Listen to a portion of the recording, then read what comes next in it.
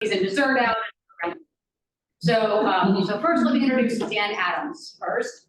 Dan is an ISBM practice fellow named last year and the founder of the AIM Institute and author of the book New Product Blueprinting, as well as the blog Awkward Realities. If you have not signed up for that blog, that is really entertaining. It makes my day when it comes in. You should get the Awkward Realities blog and the video series B2B Organic Growth. He's a chemical engineer, which is probably why I can relate to him, with numerous patents that are listed in the National Inventors Hall of Fame. He has trained thousands of B2B professionals globally in the front end of innovation, and he's just written the soon-to-be published book, Business Builders, How to Become an Admired and Trusted Corporate Leader. When I saw a preview of this, I thought, oh, this is something that you all need to see. It's not very expensive to get, and I think it would be really, really relevant and helpful to you. So I asked Dan if he would just spend a few minutes while we're finishing up our lunch and tell us about this book. Here you go, Dan. All right. Thank you, Lynn.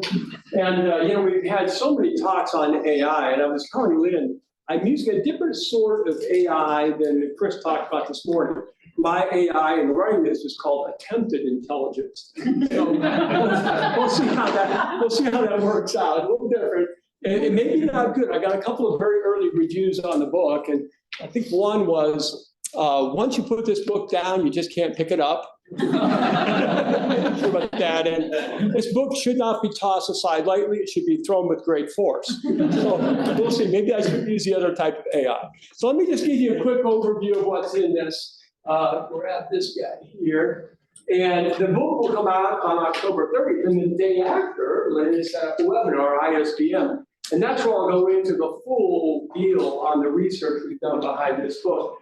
But just this morning, my developer said, we do have the Business Builder assessment up that's live. So if you want to go check out areyouabusinessbuilder.com, it's a self-assessment, confidential. It will not get scraped by AI, and you'll be able to see how your beliefs line up with business builders. By the way, when you have a brand new URL, sometimes company IT departments block it. So if it gets blocked, let me know, and I'll send you another workaround URL you can get to on it, okay? So let's take a quick look at this. When we get together on October 30th, we're going to cover our research. And then here's what was somewhat interesting to us about the research. Most books tell you what a leader should start doing, and we have some of that in the book. But we also talk about 6 things that are really dumb that leaders are doing today they need to stop doing.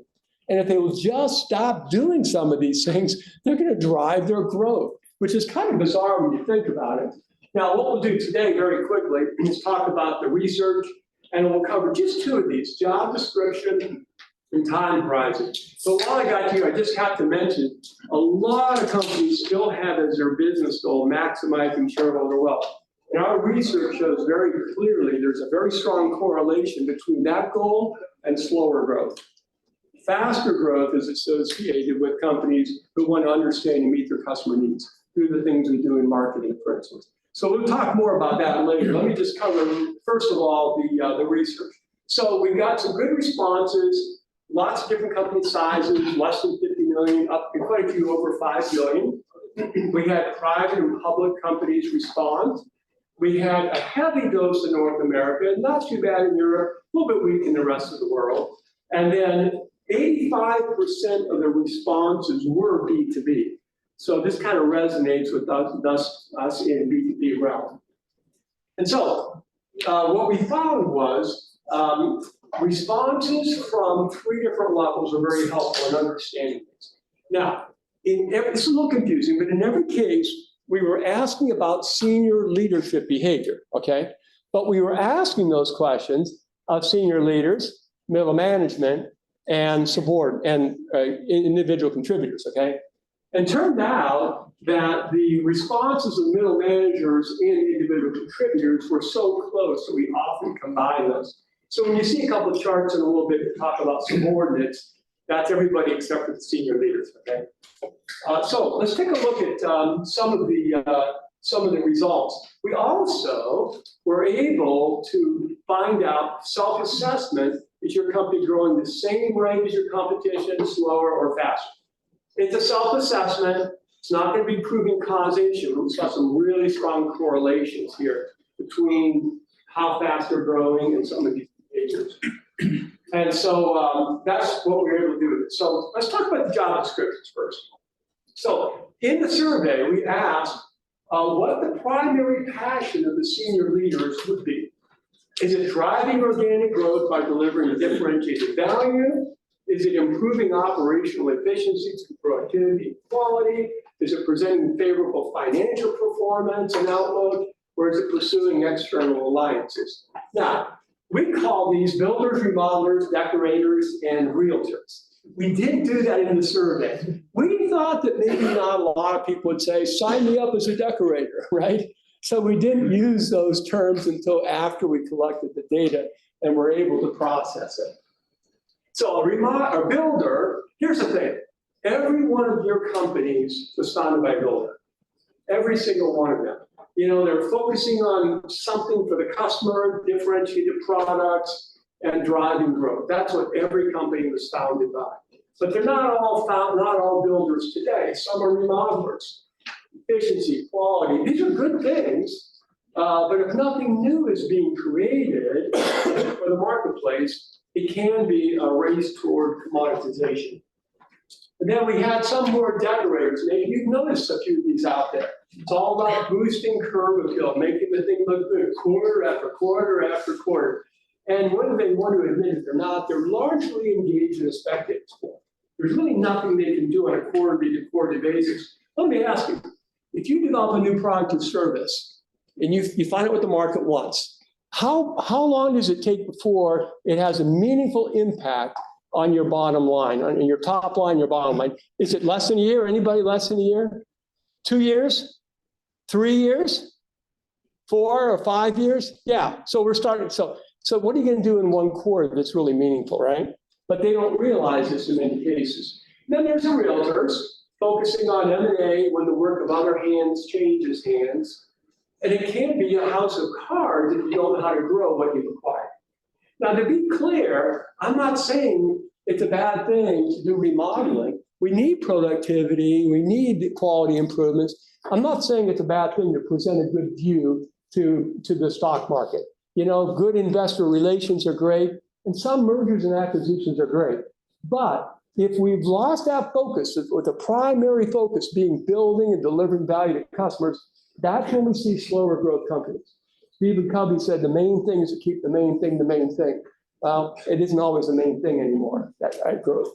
So what we found was, when we asked the senior leaders, what is your primary passion? About half of them said it is driving growth by meeting customer needs. When we asked the subordinates what their senior leaders' major passion was, they said 1/3 of them were builders.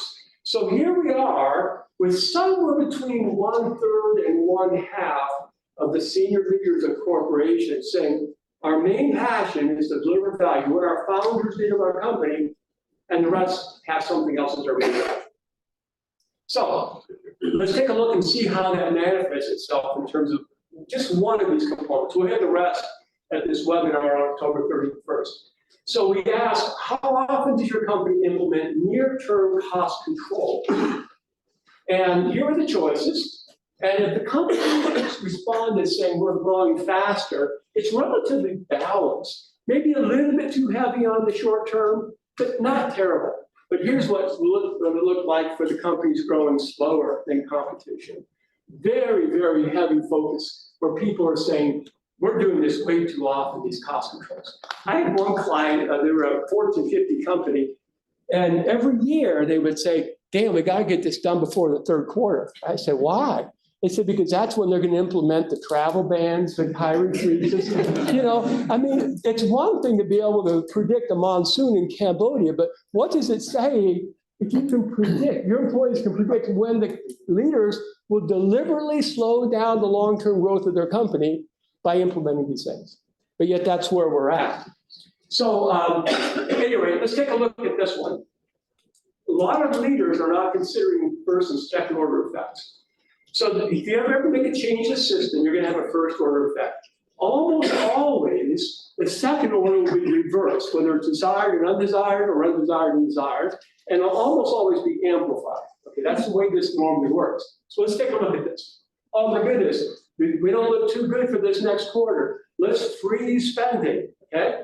First order, we've slowed dozens of projects as the teams wait to run out time, lab tests, hire technicians, interview customers, expand the marketing budget, whatever it might be, okay?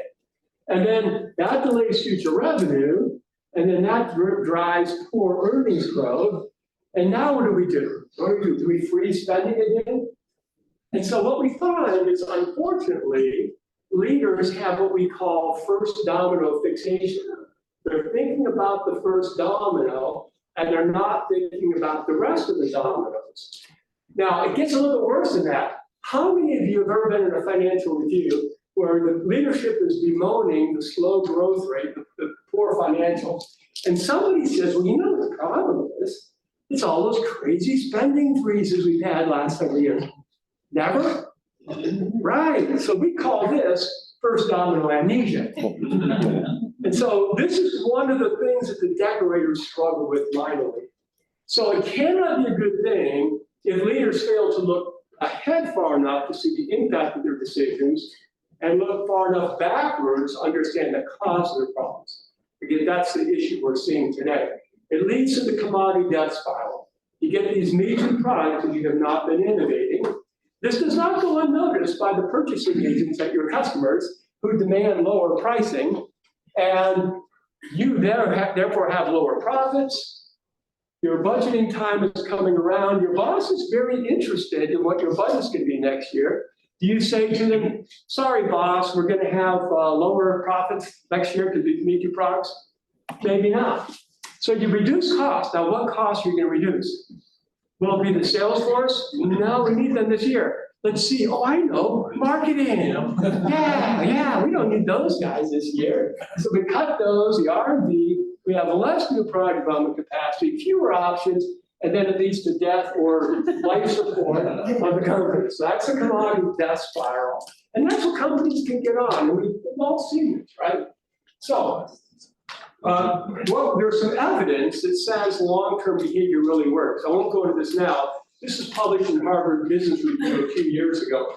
But it's pretty clear if we can get leadership thinking long-term, really good things do take place. Okay, so we cover a little bit of that in the book as well.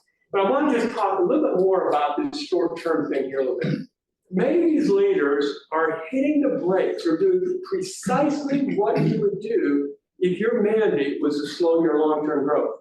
They'll continue to do that. In fact, in some cases, their company would grow faster if the leader stayed home. If you know. That's where we're at today. It's a little sad to say, but that's the case.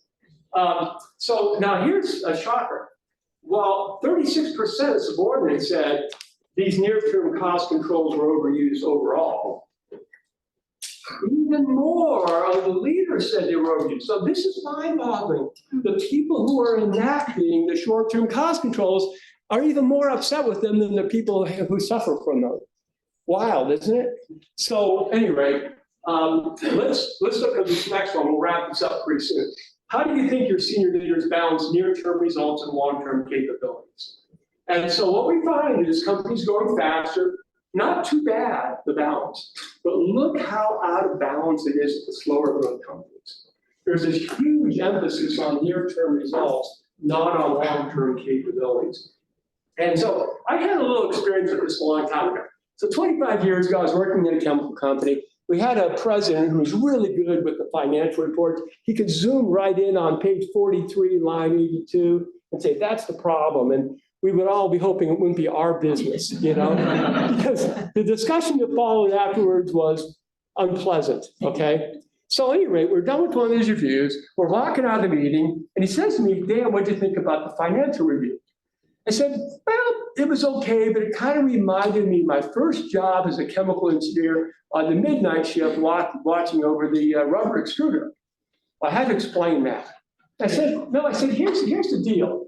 I would watch that every hour. I'd take a sample of nitrile rubber coming out of here. And if it was not coming out in very good shape, did I stand there and exhort the extruder guy to do better? I did not. I went to see what was going into the bead hopper. And I said, Steve, these results that we're getting here, it sounded like an intelligent meeting as we talked about prices and revenues and margins and so forth, but we can't impact those. The only thing we could do is look back what we did several years ago and put into the EHOC. So when we're spending our time here, it's a spectator sport, and when we're spending our time there, it's a participant sport. So that's the difference that we see here. And so, well, I think this is the last chart I'll be able to share with you, given the time we've got. But we see this problem throughout, but it gets especially exacerbated with larger companies. So know that if you're in a company that's got over $2 billion of revenue, you've got 2/3 of your people who think this is way out of whack. They're really upset with this. And so anyway, there's a whole bunch more research that we've got. We just have a little bit of time here today. Yeah, please. What is long-term? Is it 5 years? Or So do you have a frame of we reference? asked that question too. So we had some data on this year, the next 3 years, and after 3 years. The companies are growing faster, spend a lot more time beyond 3 years. Yeah, good. Yes. That was great, thank you, Dan. My question is on how Wall Street affects this. Tremendously. There's a book called Makers and Takers, and the author's point of view is finance used to work for business, now business works for finance. So we talk about that in the little book. You're not going to change the macro trend, but what we can do is change it in our companies. And so what we're not suggesting is that everybody at the leadership level needs to be a builder, but you need to have a builder driving your company forward. You need these others in supporting roles. When you put the main leadership as a decorator or remodeler, that's when you lose your way. Yeah, That's all. good question. Other questions or thoughts? Yes, Lee. Was that question, builder or leader? He is our primary example in chapter number 2 of what not to do. So he sent Jack Welch the question.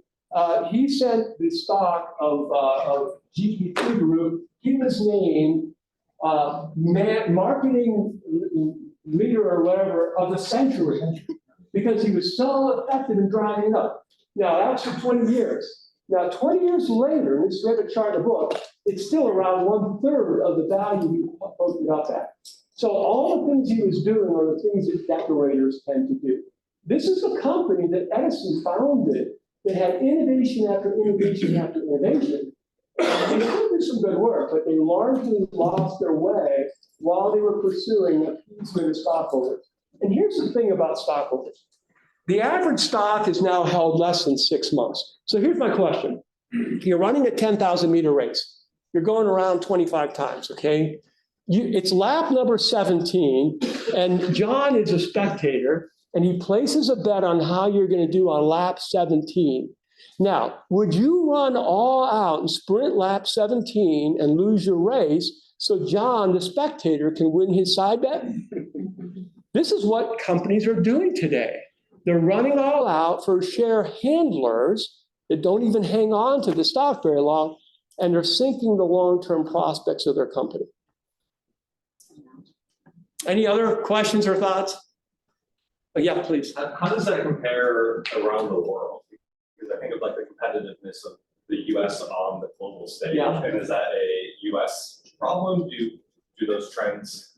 What we found, great question. So what we found regionally, size of the company, B2B versus B2C, privately versus publicly held, of all those variables, the only one that was very significant was the size of the company in some of those, like that one area I showed you.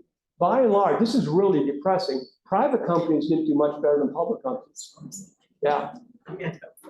Yeah. Yes, please. You know it's significant, you refer to statistical significance, like how, can you speak to some of the statistics that were used? Yeah, I'd have to pull those out and look at them and get into it. But the ones that we're showing were all statistically significant. Okay. These charts we were able to put in there. Got it. So I would think marketers, like, this is our language, like we should be probably pretty passionate about this, or at least more so than most. So how do you have this conversation with the the decorators, and try to influence that. We have a chapter in there, like, what do you do with this, right? Yeah. So our advice is, go to your boss or the others and find, maybe, maybe you slip it under their desk and their door anonymously, I don't know. But find out where they're at, okay? Now, I don't have high hopes we're gonna convert a lot of decorators into builders. I'm not that out of touch with reality. My real goal is to take the people who are builders at heart, and that's probably everybody in the room here, and a lot of other colleagues who are builders at heart, and give you a way of explaining why you do what you do. So what we find is builders are into building capabilities. And one of the greatest capabilities is training and developing people. So find out if your boss is a builder, find out how you can contribute, and then see what you can do to help this message. And I hope eventually to have as my audience boards of directors. Because those are the folks who have to make a lot different decisions about who they're putting in C-level. As we say this in the book, when you name your next, if you get someone else says, hey, who is this new CEO? Everybody says what kind, they may not use this language, but they immediately say, oh, it's a sales guy, she's an operations person, whatever, right? And so people are watching when we put these people in positions here. And what the worst thing that happens is when you get decorators is you lose some of your best people. They head for the exit and they go find someplace else to work. It's run by a builder. So I got a little bit more in there on how to handle some of those things. But I would start the conversations with other builders and see if you can get some momentum around them. Great. All right, thank Okay, you. so I encourage you to sign up on our list. You're justifying me putting you into the audience, even though AI to you means something entirely different. So I would encourage you to sign up. You can go to isbm.com. The webinar is up. Just log it in and make sure it's on your thing for